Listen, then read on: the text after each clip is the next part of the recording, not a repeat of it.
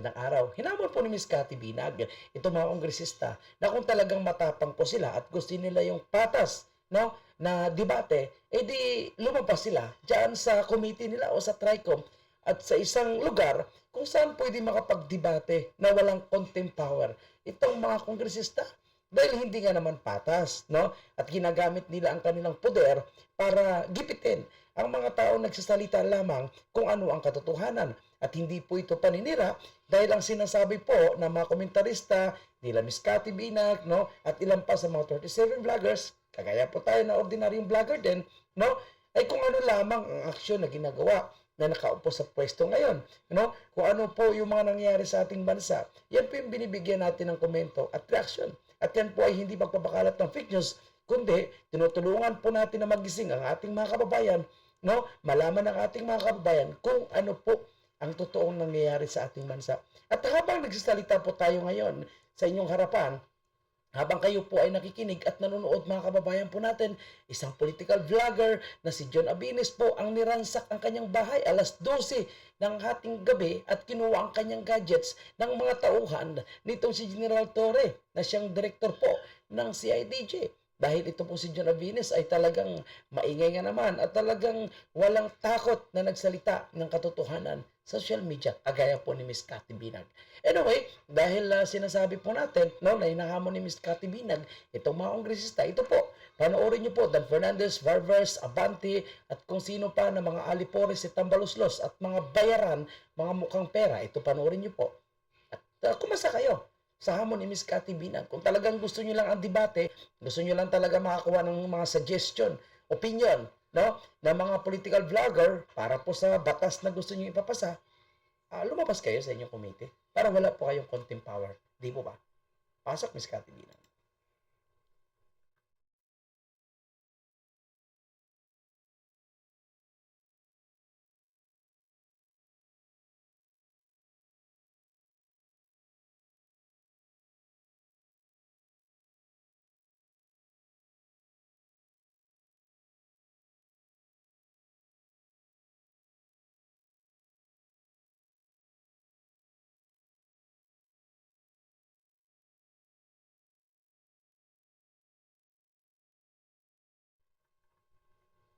Iyon, tama po yan, no? Ilang vloggers po yung nahack ang kanilang account. Si Ibi Hugalbot, John Abines, si Crescent, si Miriam, ano si Miss Kiambao, no? Miss Kiambao pala yun, Miriam. Miriam Kiambao, mga kababayan po natin, no? At ilan pa sa mga kilalang political vlogger, no? Na sinusubukan po nilang i-take down. Of course, si Miss Cathy Binag, sinubukan nilang i-take down, no? Ang Facebook page ni Attorney Trixie Cross. Sinubukan din po nilang i-take down po yan. At yan pa sa mga political vlogger, no, na talagang nagsalita ng katotohanan. Yun ang ayaw kasi nila. Dahil sa panahon ngayon, nitong Marcos administration, ang mga mainstream media na maingay, no, at laging tinatawag po sila mga diktador, mga magnanakaw, wala na kasi ngayon. No? Puro kakampi na po sila.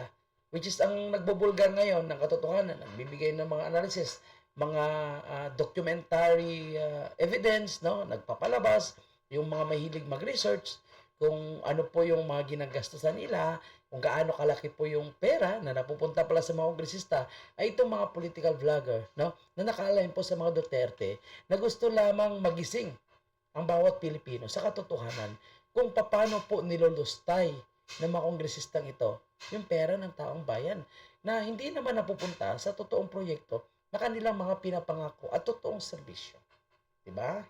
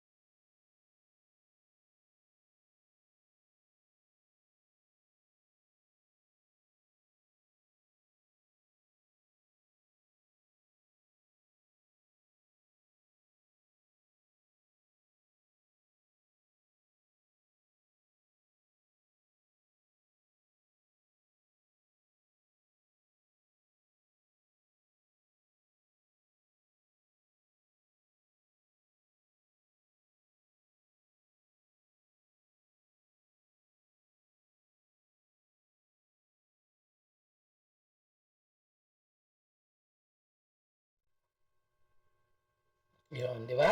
So sa dami-dami ng mga sinabi po, in-enumerate ni Miss Cathy Binag, alam mo para sabihin nila yan na yan po ay fake news. Ayun po ay nagpapakalat ng fake news. Alam mo yung dapat dito mga kababayan, imbis na unahin po nila mga vloggers, no? Unahin po nilang gipitin, patahimikin, isang pina, ay putang ina, dapat unahin po nila itong issue po ng bicameral report. Hindi yung impeachment din po ni Vice President Sara. Dahil ang basehan po nila ng impeachment is 125 million lamang. Magkano yung sa BICAM na missing? 'Di ba? 241 billion, no? Na ngayon kini-question ng mga ilang advocates kagaya po ni Attorney Vic Rodriguez, ni Congressman Ongab. Nagulat na lang tayo, no? Na nilabas na pala nila yang 4.1 trillion. Nagmamadali po silang ubusin ang pera ng taong bayan. Imagine mo, January pa lang, no? 65% na ang nilabas na pera. Anak ng baka. So, anong plano nila? Talagang plano nila na ubusin ang pera ng taong bayan, pera ng gobyerno. No? Pagdating na naman ng uh, wala ng pera, so mag-request na naman sila ng additional na budget at mangungutang na naman sila. So, ang magbabayad, taong bayan, sila po ay tibang-tiba, no? At pinamumundmunda po nila ngayon, nakita po natin, no? Sa iba't ibang social media platform. Yung mga kongresista na tinagurian na bayaran, tumanggap, no? Ng 150 million kapalit ng perma ng impeachment kay Vice President Sara. Talagang mukhang masasabi natin na talagang tumanggap sila. Kasi sila ngayon ay namumudmud na po ng pera sa iba't ibang distrito at probinsya nila, mga kabayan. Kaya tama lang po yan, Miss Cathy Binac. Ibulgar po natin at sige, hamunin niyo po itong si Abante, si Revolvers Fernandez na makipagdebate sa inyo. Tingnan natin. Mga bubo naman yung mga ito eh. Nagtatali-taliwanuhan lang dahil sila ay nakaupo dyan sa kanilang puter, nakaupo sa House of Representatives. O tama, kung talagang sila ay open sila sa debate, opinion, suggestion, makipagdebate sila sa inyo.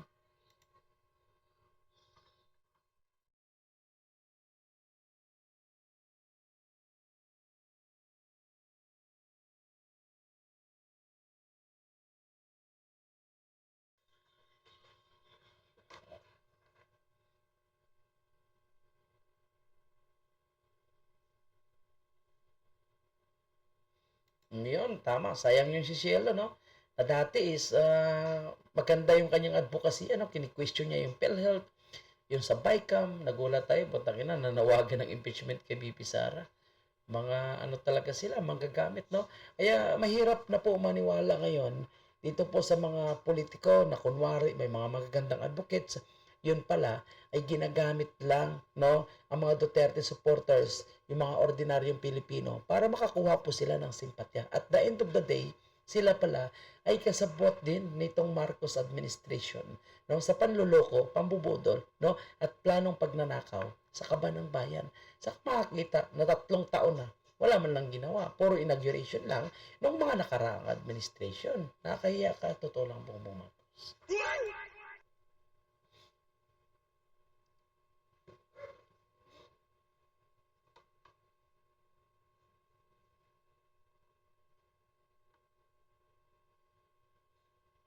Tama.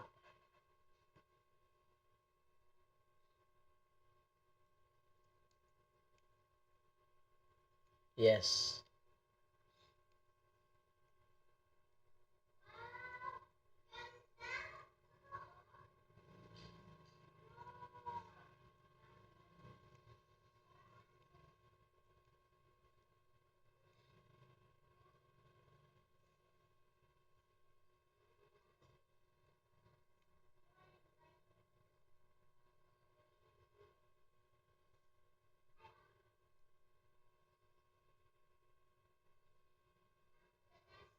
Busalan.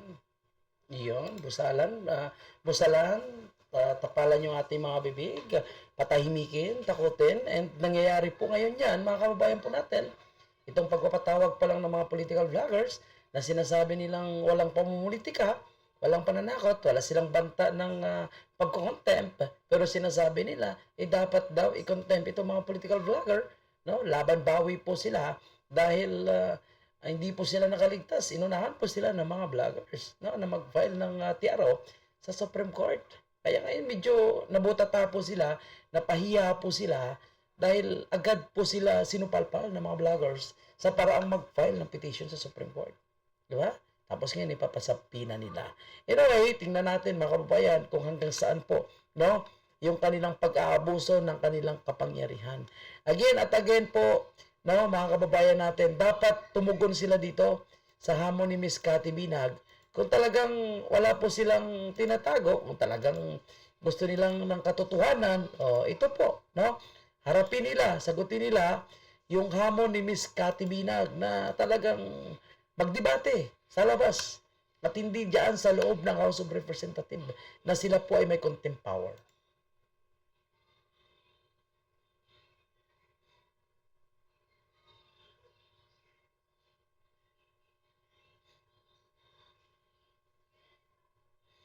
Yun.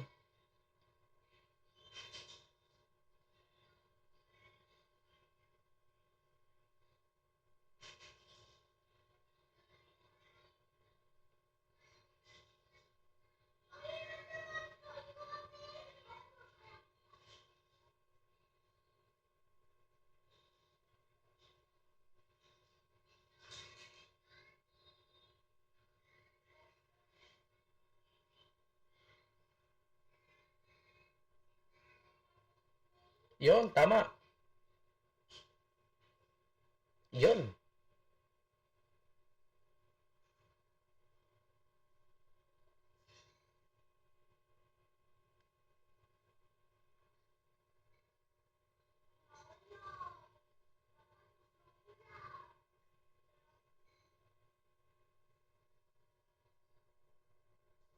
Yun. Tama po yan, Miss Cathy Binag. Hindi nila pinapakinggan ang opinion, hindi nila pinapakinggan ang sagot. At kung ang sagot din ay taliwas sa kanilang kagustuhan na mangyayari at taliwas sa kanilang sagot na gusto, abay contempt agad ang kanilang gagawin. Pero hindi na dapat tayo pumayag mga kababayan, no? Na may isa pang Colonel Grijaldo na ikukulong nila, no? Dahil nanindigan lang, no? Ilang vlogger, no? Ilang mga influencers ang gusto nilang ipapakulong pa dahil po sa sabpinang ito. So tama po yung hamon ni Miss Cathy Binag, Barbers, Abante, Fernandez, Akop, no? Yung mga makaliwang grupo, yung mga Dilawan, Tinklawan, ayan. Kung gusto niyo talaga ng walang contempt power, gusto niyo talaga makipagdebate, no? Makipag patalasan ng utak, pagalingan, no? Kung sino talagang mali. Yan po, open po si Miss Cathy Binag na mag-organize ng isang debate. Pero wag lang, no? Diyan sa inyong teritoryo na bahay ng mga buaya. So, titingnan po natin, no? Mga kababayan, kung sila po ay kakasa. Magandang hamon nito ni Miss Cathy Binag. Kaya kung kayo po ang tatanungin natin, mga kababayan, no? Mas pabor po ba kayo na magkaroon ng mga ganitong klaseng event, no? Hindi yung sa House of Representatives kasi wala talo na. Talo po yung mga political vlogger. At sila kasi unlimited sila magsalita eh. Samantala yung mga resource person at witnesses, no? Ay kung gusto nilang pasalitain, makapagsalita. Kung ayaw nila, ay hindi ka makapagsalita. So maganda to.